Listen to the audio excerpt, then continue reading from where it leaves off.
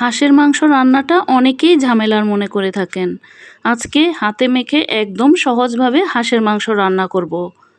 আসসালামু আলাইকুম, কেমন আছেন সবাই? যে যেখান থেকে আমার ভিডিওটি দেখছেন সবার জন্য রইল অনেক অনেক শুভেচ্ছা ও ভালোবাসা।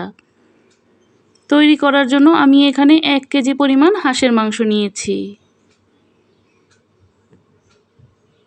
খুব ভালোভাবে ধুয়ে পরিষ্কার করে নিয়েছি। এবার দিয়ে দেব বেশ খানিকটা পেঁয়াজ কুচি, 1 টেবিল চামচ আদা বাটা, 1 টেবিল চামচ রসুন বাটা,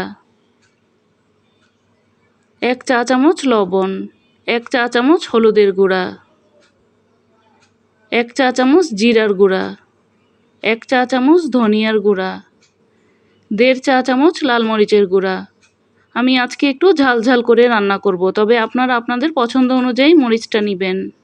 আধা চা চামচ গরম মশলার গুঁড়া, আধা চা চামচ কালো গোলমরিচের গুঁড়া, 4 টুকরা দারচিনি, 5টি এলাচ,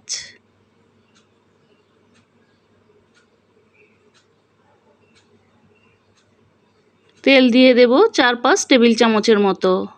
চাইলে এখানে সরিষার তেলটা দিয়েও রান্না করতে পারেন। এবার সবগুলো হাত দিয়ে সুন্দরভাবে মেখে নেব।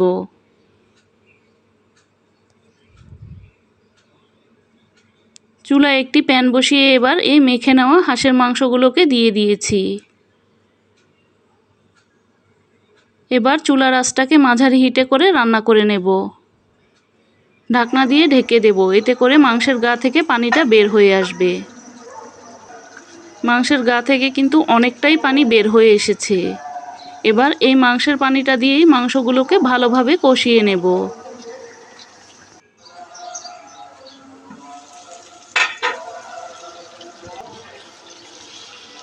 কিছুক্ষণ কষিয়ে নেওয়ার পর দেখতে এইরকম হয়েছে। পানিটা কিন্তু এখন পুরোপুরি শুকিয়ে গিয়েছে।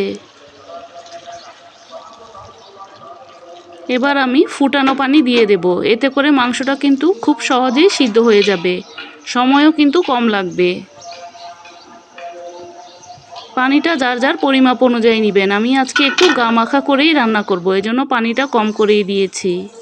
মাঝে মাঝে কিন্তু আমি একটু নাড়াচাড়া করে দিয়েছি।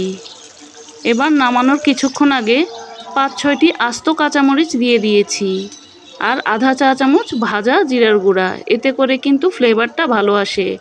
এভাবে হাঁসের মাংস রান্না করলে একদম গন্ধ ছাড়া রান্না করতে পারবেন। যারা গন্ধর জন্য হাঁসের মাংস খেতে পছন্দ করেন না, তারা এইভাবে একবার ট্রাই করতে পারেন। 5 মিনিট রান্না করে নিয়েছি আরও, তারপর চুলাটাকে বন্ধ করে দিয়েছি। পুরো রান্নাটা করতে আমার 45 মিনিট সময় লেগেছে। এবার গরম গরম পরিবেশনের পালা। এইভাবে করে হাঁসের মাংস ভুনা করলে খেতে কিন্তু বেশ ভালো হয়। একদম সহজভাবে হাতে মেখে আজকেই হাঁসের মাংস রান্না করে দেখিয়েছি। রেসিপিটি ভালো লেগে থাকলে একবার ট্রাই করে দেখতে পারেন। আবারও দেখা হবে নতুন কোনো রেসিপি নিয়ে।